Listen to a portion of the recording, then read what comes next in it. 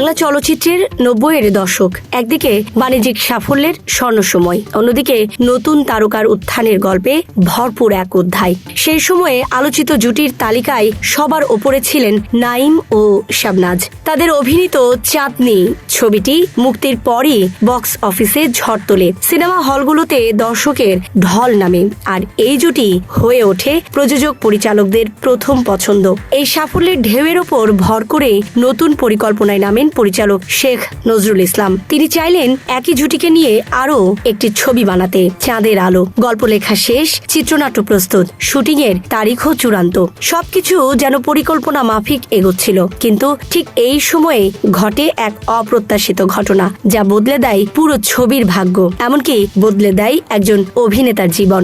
জীবন অবাক না করলে কে করবে? 28% মিল্ক ফ্যাটের অবাক করার সাথে ফ্রেশ মিল্ক পাউডার। জীবন অবাক করুক প্রতিদিন। একদিন হঠাৎ করে নজরুল ইসলামকে ডেকে পাঠালেন প্রবীণ প্রযোজক পরিচালক অভিনেতা দারা শিকো। তাঁর ডাকে সাড়া দিয়ে অফিসে পৌঁছালেন নজরুল। সেখানে ঢুকেই তিনি দেখতে পেলেন এক তরুণকে চুপচাপ কিছুটা বিষণ্ণ মুখে বসে আছেন। তিনি ওমর সানি। নজরুলকে বসতে বললেন দারা শিকো। তারপর সানির দিকে ইশারা করে বলতে শুরু করলেন তার আক্ষেপের গল্প। এই ছেলেকে নিয়ে সুজন বাঁশি নামে একটি ছবি শুরু করেছিলাম, কয়েকদিন শুটিংও করেছি, কিন্তু তোজাম্মেল হক বকুল এর কথায় ছবিটি বন্ধ করে দিই। পরে বকুলকে দিয়ে দিলরুবা বানাই, কিন্তু সেই ছবিতে এমন ক্ষতি হলো যা আর সামলাতে পারিনি। এখন এই ছেলেটিকে নিয়ে নতুন করে ছবি বানানোর সামর্থ্যও নেই। শুনেছি তুমি নতুন ছবি শুরু করছো, যদি পারো ওকে একটা সুযোগ করে দাও। দারা শিকোর এই অনুরোধ ছিল আবেগ মিশ্রিত, আর তার প্রতি গভীর শ্রদ্ধাবোধ ছিল নজরুল ইসলামের। তাই সরাসরি না বলতে পারলেন না, বরং তিনি সিদ্ধান্ত নিলেন অন্তত ছেলেটির যোগ্যতা যাচাই করে দেখবেন। পরদিন সানিকে নিজের বাসায় যেতে বললেন নজরুল। নির্দিষ্ট সময়ে হাজির হলেন সানি, কিন্তু ঘরে ঢুকেই কিছুটা ভয় পেয়ে গেলেন, কারণ সেখানে বসে আছেন সেই সময়ের দাপুটে অভিনেতারা এটিএম শামসুজ্জামান, রাজীব এবং মিজু আহমেদ।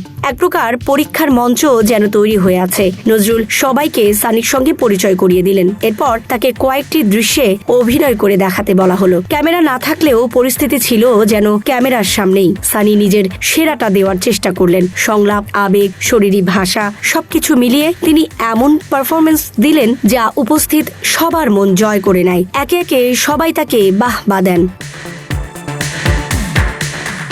তবে প্রশংসার মাঝেই সামনে আসে বড় একটি সমস্যা, শারীরিক গঠন। গল্পের নায়ককে হতে হবে চিকন, ছিপছিপে, কিন্তু সানি তখন বেশ মোটাসোটা, ফলে তাকে নিয়ে দ্বিধায় পড়ে যান নির্মাতা। কিন্তু এখানেই নিজের দৃঢ়তা দেখান সানি। তিনি পরিচালকের কাছে 15 দিন সময় চান, প্রতিশ্রুতি দেন নিজেকে বদলে ফেলবেন। এই 15 দিন ছিল তার জীবনের সবচেয়ে কঠিন সময়গুলোর একটি। কঠোর ডায়েট, নিয়মিত ব্যায়াম, অদম্য ইচ্ছা শক্তি নিয়ে তিনি ঝাঁপিয়ে পড়েন নিজের ওপর। অবশেষে নির্ধারিত সময় শেষে যখন আবার নজরুলের সামনে দাঁড়ালেন, তখন যেন এক নতুন মানুষ, প্রায় 10 কেজি ওজন কমিয়ে ফেলেছেন। তার এই পরিবর্তন এবং নিষ্ঠা দেখে মুগ্ধ হন সবাই। এবার আর তাকে বাদ দেওয়ার কোনো কারণ রইল না। শুরু হলো চাঁদের আলোর শুটিং। তবে সিদ্ধান্তটি সহজ ছিল না, কারণ নাঈম শাবনাজ জুটি তখন একের পর এক হিট ছবি উপহার দিচ্ছেন। তাদের জায়গায় নতুন একজনকে নেওয়া মানেই ছিল বড় ঝুঁকি। দর্শক কি নতুন জুটিকে গ্রহণ করবে, নাকি ছবি ব্যর্থ হবে? এই অনিশ্চয়তার ছাপ নিয়েই কাজ শুরু করেন পরিচালক। প্রতিটি দৃশ্য তিনি নির্মাণ করেন বাড়তি যত্নে। অভিনয়, সংলাপ, দৃশ্যায়ন সবকিছুতে তিনি নিখুঁত হওয়ার চেষ্টা করেন, কারণ তিনি জানতেন এই ছবি ব্যর্থ হলে শুধু তারই নয়, নতুন অভিনেতা সানির কেরিয়ারও শুরু হওয়ার আগেই থেমে যেতে পারে। অবশেষে 1993 সালে মুক্তি পায় চাঁদের আলো। মুক্তির পরপরই ছবিটি দর্শকদের হৃদয় জয় করে নেয়। প্রথম সপ্তাহেই এটি সুপারহিটের তকমা পায়। সিনেমার গানগুলো ছড়িয়ে পড়ে সর্বত্র, রেডিও, টেলিভিশন, মানুষের মুখে মুখে।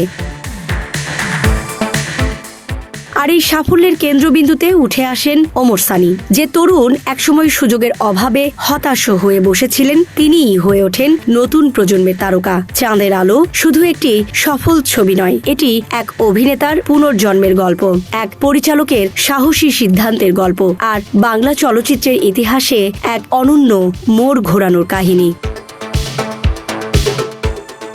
Desk report, Dhaka express.